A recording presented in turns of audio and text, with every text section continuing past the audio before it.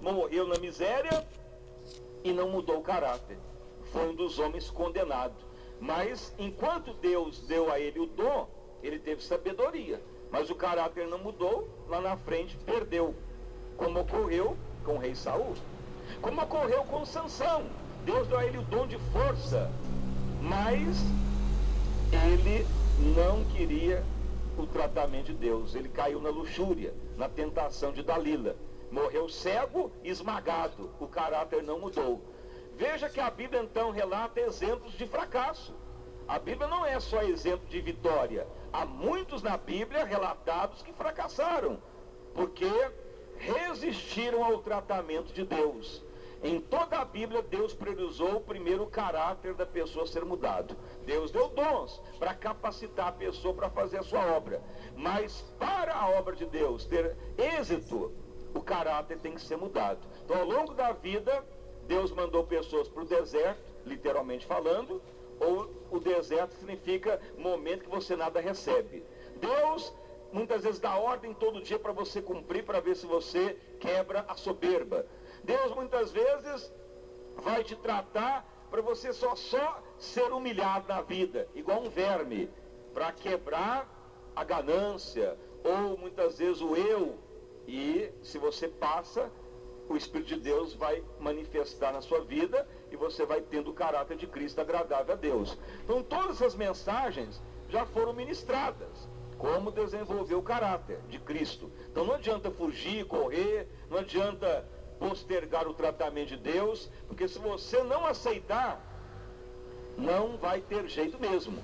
É reprovado.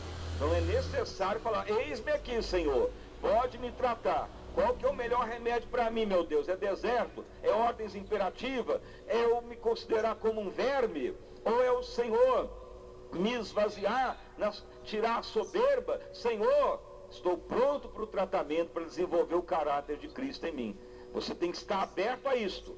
Você pode notar que todos que Deus usou antes foram tratados, tiveram dons, mas o tratamento veio. E quanto mais nós nos agradarmos do Senhor nesta área, mais rápido o tratamento passa, e mais vamos nos apresentar à semelhança de Cristo, para a família ser abençoada, o casamento, o ministério e todas as áreas da vida Deus abençoar. E agora então vamos completar a última etapa que leva a termos o caráter de Cristo, que é a declaração que é igual para todos. Você pode notar que ocorreu com Moisés, com o rei Davi, que foram os usados por Deus, com Jacó. Quando Deus os usou, foi porque eles declararam que nada mais eram. Eles declararam que já estavam mortos. Por isso que nós lemos aqui que os gregos chegaram perto do discípulo André, que era um dos 12, e eles falaram: pede um mestre para ir até a Grécia conosco, porque eles estavam lá na festa da Páscoa que se aproximava. E em Jerusalém tinha muitos estrangeiros. E eles então tinham notícia da sabedoria de Cristo, dos milagres, das bênçãos que Jesus estava operando sobre as multidões. E os gregos então encontraram um discípulo do Senhor e falou: dê um recado, peça para ele aceitar o nosso convite para a Grécia hoje. Você pode ler que isso é verdade. Os gregos queriam levar Jesus para a Grécia, no período da Páscoa, que antecedia a morte dele. Você lê esta passagem aqui. E então André fala com Filipe, outro discípulo, e eles chegam até Cristo e falam: Senhor Jesus, muitos gregos estrangeiros estão em Jerusalém, e eles querem que tu vá hoje mesmo, a convite, uma viagem para a Grécia, porque eles querem ouvir a tua sabedoria lá, que tu terá uma grande liberdade lá para falar, porque a Grécia é conhecida como o país da filosofia. A filosofia quer dizer amigo de sabedoria, é o que significa a palavra filosofia, é o berço da filosofia, a Grécia. Então lá estavam muitos sábios, e eles então se despertaram na sabedoria que Cristo estava ensinando, e eles então quiseram levar Cristo para a Grécia. Veja que esta é a passagem. Mas Jesus então fala: não, eu não vou para a Grécia, Porque se o grão de trigo ficar vivo, só o grão, e não morrer, não vai dar fruto. Mas se o grão de trigo morrer, vai dar muito fruto. Jesus estava falando da morte dele que estava se aproximando, que ali já era o período da Páscoa que estava aproximando, que Jesus seria morto, crucificado e ressuscitaria. Ele já sabia que o dia estava aproximando. Mas veja bem, que ocorreu um fato de querer desviar Jesus da morte. Porque se Jesus não morresse, não pagaria a maldição no nosso lugar.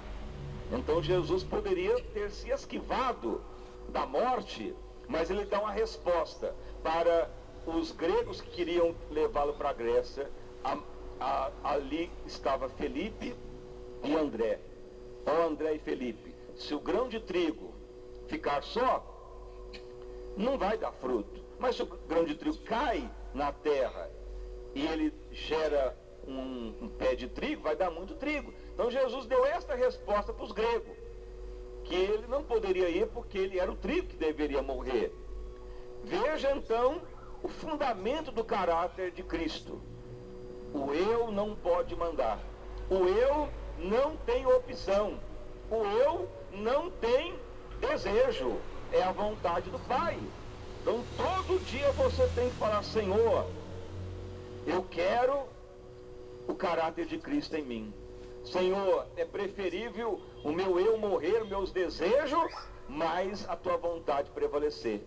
Porque enquanto o seu eu está mandando, você vai ser uma só pessoa. Mas se o eu morre, o caráter de Cristo prevalece. E quando tem o caráter de Cristo é que vai gerar mais vidas para Jesus. O grão de trigo é isto. Se você não morrer para o eu quer dizer os desejos do homem adâmico, você não consegue gerar vida para Jesus. Você não vai fazer discípulo. Você não vai multiplicar. Você não vai agradar o Pai. Muitas coisas vão te atrair, mas a vontade de Deus não vai ser a sua prioridade. Este é um dos grandes fundamentos para ter o caráter de Cristo, porque sempre vai priorizar a vontade do Pai. Então sempre você tem que falar: Senhor, eu quero mesmo experimentar todo dia a morte do meu eu, do meu ego.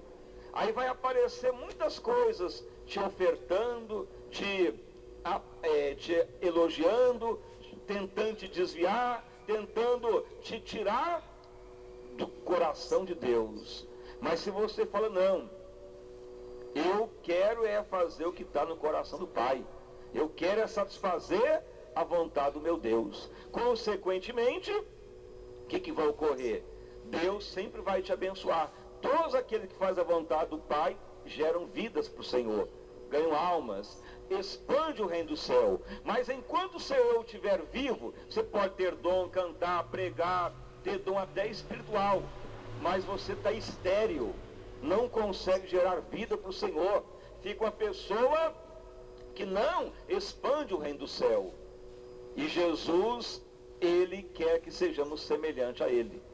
Toda pessoa que então declara a morte do velho homem adâmico, ele vai gerar vida para Jesus. Você vai atrair pessoas para Cristo. Sua vida vai mudar. Você vai ser uma pessoa que Deus sempre vai te dar do bom e do melhor. Que quanto mais agrada a Deus, mais Deus te honrará com as promessas dele.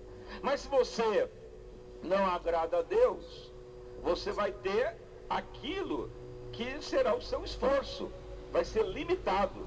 Você pode ver Jesus. Ele cumpriu tudo que o Pai deu a ele fazer. Aí Deus colocou ele sobre os céus e a terra. Deu a ele um nome que todo joelho se dobra. Por quê? Porque o Senhor deu exemplo de satisfazer o coração de Deus. Então você tem que chegar nesse nível de desenvolver o caráter de Cristo na sua vida. É todo dia falar: Senhor, eu não quero satisfazer a mim mesmo. Eu não quero coisas só para me alegrar o meu eu pessoal. Importa eu alegrar a Deus, mesmo que eu tenha que sofrer. A minha alegria não é estar alegre por mim mesmo, mas que Deus se alegre da minha vida. É um sinal que você está tendo o caráter de Cristo. E aí Deus vai te usar. Aí você vai gerar alma. Que o fundamento do cristão, o que é? gerar vida para Jesus, ganhar alma, expandir o reino do céu. Mas não expande o reino do céu sem o caráter de Cristo.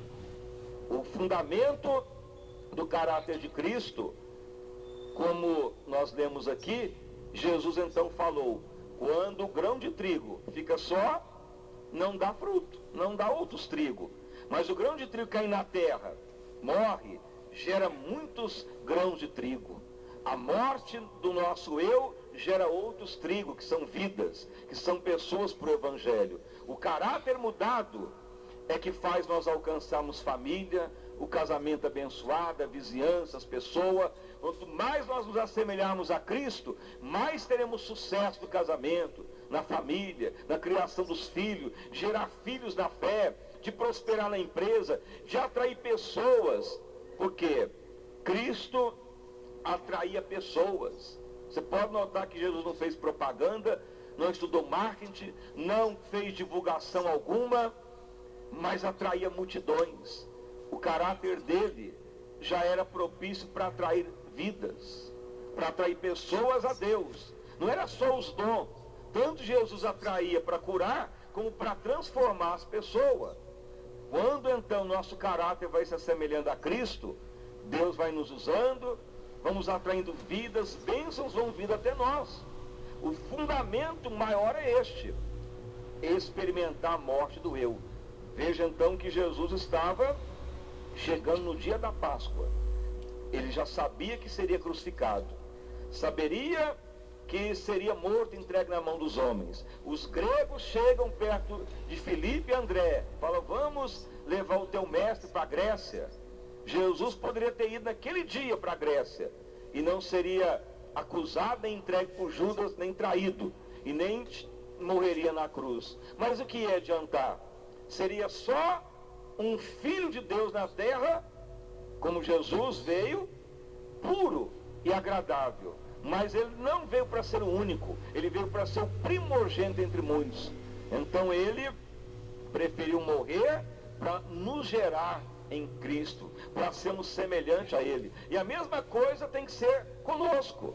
Temos que sempre querer a morte do velho homem adâmico. Sempre você tem que declarar: eu não prefiro a minha alegria, eu não prefiro a minha satisfação, eu prefiro todo dia estar agradando ao meu Deus. Eu prefiro estar todo dia satisfazendo o coração do meu Pai. Se você declarar isso todo dia, o seu caráter vai mudando, o caráter de Cristo vai aparecendo.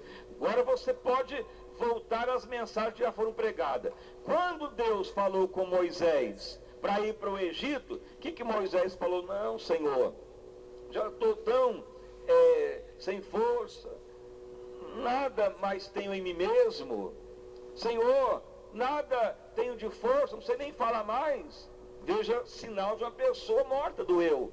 Não tinha mais nada que ele queria se alegrar. Aí Deus pôde usá-lo grandemente. Veja Jacó. Para Deus transformar Jacó em príncipe ou Israel, o que ocorreu? Jacó teve que voltar para restaurar a amizade e a irmandade com seu irmão que queria matá-lo, e jurou morte.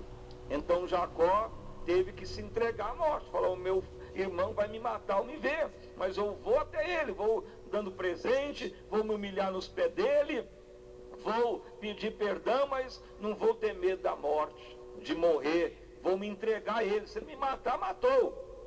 Um sinal de um homem esvaziado, um homem que não valorizava o eu mais. Jacó poderia ter falado: não, já estou rico, já tive muita bênção, meu irmão fica para lá, eu para cá. Mas o caráter dele estava mudando. E aí